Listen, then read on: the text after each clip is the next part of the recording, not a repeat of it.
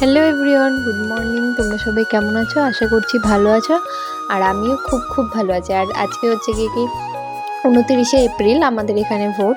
পুরো পশ্চিমবঙ্গে দ্বিতীয় দফার ভোট চলছে আজকের দিন। আর আমি ফার্স্ট ভোটার এবারের।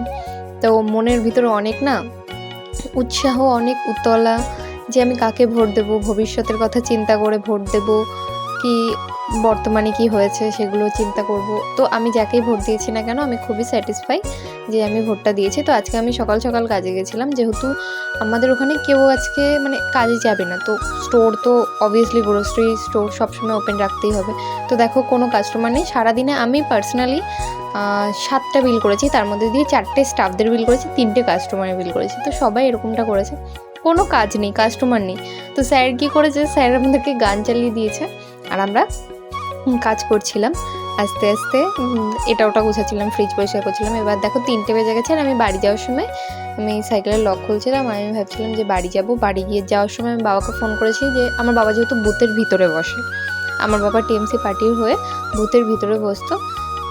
তো টিএমসি পার্টি হয়ে বলছি, যেহেতু আমাদের এখানে রেজাল্ট বেরিয়ে গেছে আর আমাদের এখানে বিজেপির সরকার এসছে, নতুন সরকার, পশ্চিমবঙ্গের নতুনের হাওয়া বইছে। তো যাই হোক, আমি এবার ভোট দেওয়ার জন্য বেরিয়ে গেছি। বাড়ি গিয়ে তাড়াতাড়ি করে স্নানটা করে খাওয়া দাওয়া করে আমি আর আমার মা বেরিয়ে গেছি। আমার মায়ের দেওয়া হয়ে গেছে, কিন্তু আমার মা আমার সাথে যাচ্ছিল।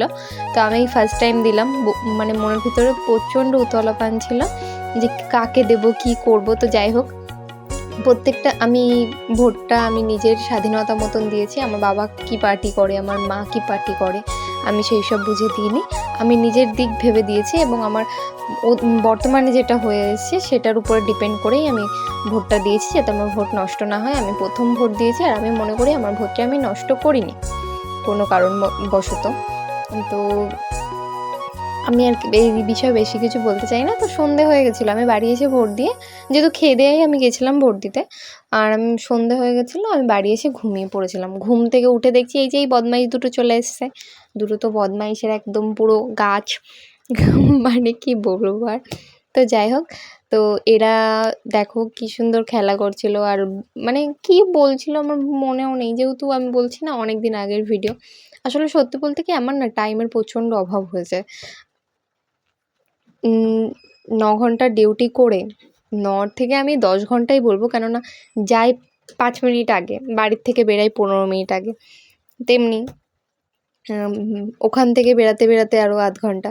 তো এরকম করেই 10 ঘন্টাই ধরে নাও। 10 ঘন্টা ডিউটি করে বাড়ি এসে একটুও মন চায় না যে আমি কিছু একটা করি।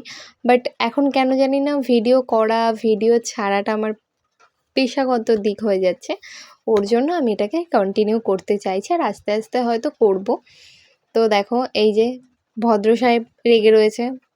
তো সাহেব আমাদের রেগে রয়েছে, ওর দিদি ওকে মানাচ্ছে, তাও মানছে না। একবার হাসলো, তারপরে আবার রেগে যাচ্ছে। তারপরে শেষমেশ এই দিক ওই দিক করে মেনেছে, কিন্তু মানার পরে আমি বুঝছি না আমাকে কেন মারছে।